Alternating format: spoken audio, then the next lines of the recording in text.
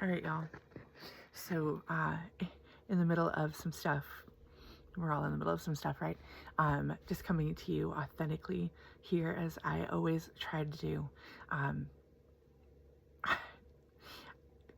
If you've been watching the Courtrooms of the Heavens kind of breakdown that I have made, you might be like many people going, what do you mean? Okay, so how does that apply to today? And I wake up today in the middle of our own stuff, and the Lord said, tell him how to plead your case. How did he tell me to tell you that? Let me tell you real quick. So I don't know how to teach without being authentic about where we are, which is funny because I see this. Look at, I have a, you're going to see my hands go in the back. Anyway, I don't know how to teach without being authentic about where we are and what we are struggling with and have and through in order to teach you. So here's the long and short of it. We almost 10 years ago, we made a decision as a family, me and Jason, for our family, how to parent these kids, and that he would remain being the sole income earner. Now, that has gone through phases of me trying to fix things because we have been struggling.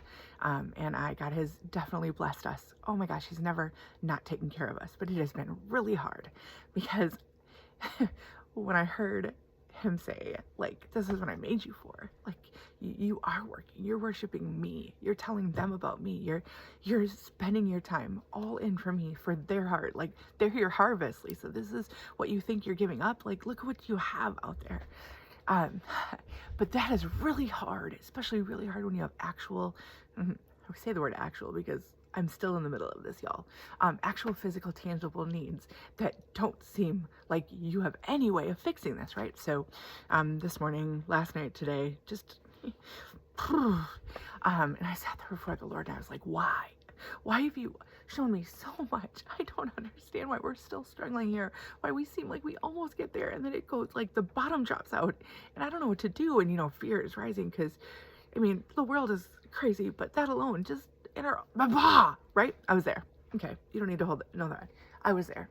And I sat in my chair with the Lord after I dropped the girls off. And I felt like I heard him say, I have designed you for this, Lisa, but I've designed your husband to be the channel through which I provide financially through you.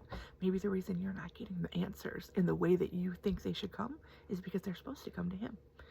And I was like, oh, I don't know, I felt life on that word, and I opened my Bible to go look up a verse that he put on my heart, and I got my phone because on my phone has a Pocket Sword app, and there is a message from my husband about extra work for this weekend. Now, mind you, he has been working almost 60 hours a week. It's 14 hours left. I mean, a lot. And still, we're still struggling. So my first instinct was like, no, not more work. But then God put it together. He's like, Lisa, I just put that word in your heart. You have been crying out to me about this. Like, just trust me to use him. And I was like, man, that's it. Like, this is him. I have to pray for him. I have to bless him. Not that I haven't been, but I haven't been in that way recently. And so I texted him. I was like, man, and he was like, okay. So the plan was for him to go and offer to take, some of that overtime hours. And I was like, yeah, Lord, yeah. And I started writing some stuff down, some verses, and just about where the word silver came from. I was on this tangent, right?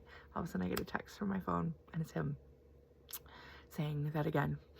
That opportunity was actually put up there for somebody else, which has been something that we've heard for the last 3 months solidly as he's tried to find some other position within his company. It's been kind of really, really surreal about how many doors have closed. And he's like, that wasn't for all of us. It was for one person. So I don't get that again. I dropped. I am tired of admitting this because it's pathetic and ridiculous when the Lord is who he said he is and he promises to provide, right? But like, let's be real. Like, knowing that here and walking in the middle of life isn't easy. No matter how much I try to tell the whole world out there, like, I have to live it as just like you do. So I was like crying. I'm like, Lord, I literally don't understand. What do I do? And that's why I'm making this. And it's going to have to be real quick because this is what he put in. He said, Lisa, plead your case. Plead your case. Why are you not standing before me with the written statutes that are for you and using them to contend with me for your release? I want you free. This is a courtroom experience, Lisa. The enemy is cross-examining you intensely. So do you cower and cry, or do you turn your face to me, your good judge, and state your case according to the written statutes? Find my words for you and lay them before me. So y'all, that's why I'm here. Because life is hard, but God is stronger. Circumstances are hard, but he is better, and he is better for you. So when he says state your case, plead your case, you listen to the whole message, you know who you are, you know that it's not about you, it's about the Lord, and it's about the testimony that you have, that Jesus is alive, but the enemy's coming after you, right? Because that's how this is, and where do you stand, and how do you live? This is how you live out, plead your case. I had to do it today, and this is what he did. So I sat there and I said, all right, Lord, remind me. And he brought me verse by verse. I have a list of verses in my Bible.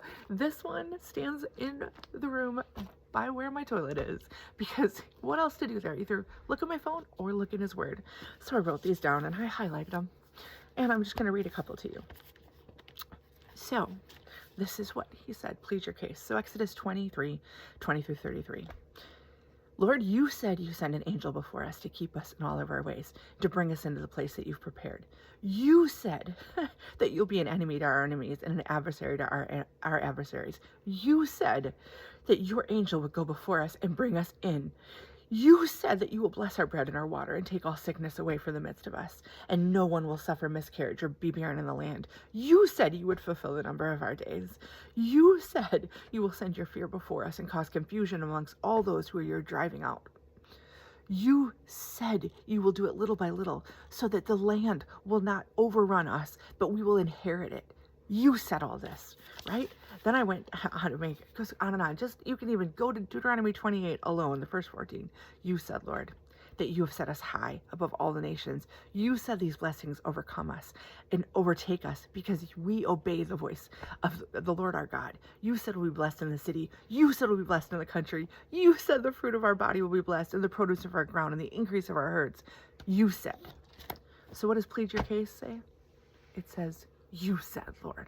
It's finding what he said and then saying it back to him, Lord. This is a courtroom situation. I forget to plead my case because sometimes I go before you and go, Lord, this stinks. And he's like, I know, but I'm right here. I'm right here with you. So face me the way you're designed to. Lord, y'all, the entire New Testament that preaches about Jesus and what he did is to declare to you that you're righteous, so that you can take this and go backwards into the Old Testament and find out all the promises that God has for those that are righteous. Old Testament, they had to try to be righteous. They were trying to earn this right standing with the Lord so that they could be justified for all these promises, right? And if they didn't, they would bring these sacrifices to try to get right. New Testament, Jesus is a sacrifice. He came once and for all, and he sat down on our behalf so that we would be righteous, so that all the promises that he deserved, we get. That's what mercy and grace is all about. Grace is the power to walk in what he gave us. Find out what he says. Tell him what he said. Plead your case. The enemy is a jerk. He is a jerk, and the courtroom stinks. So if you're sweating bullets, if you are feeling like you are on full frontal attack from the enemy, remember it's a courtroom moment. It's a courtroom moment. Turn your head to the Lord. Find out what he promised you. Remember, he is a good judge. State your case and trust that he has come to acquit you. He doesn't want this. He's not against you. He's for you. But life's. So are you going to show up? Are you going to do what I did this morning until I figured it out and cower and cry and stay there? Or are you going to cower and cry for a little bit, and then are you going to go back to your dad and remember the position he's in and the position you're in? Are you going to watch him drive all these enemies out of the land? I don't know what he's spoken into your heart or what is going on in your life. I only know mine. But I know this, that if the Lord said it, he will do it. If he made us to bear fruit in this land with him, a fruit of a relationship with him that just brings a harvest in for his kingdom, he wants that harvest more than we do. He knows. So let's plead our case, y'all.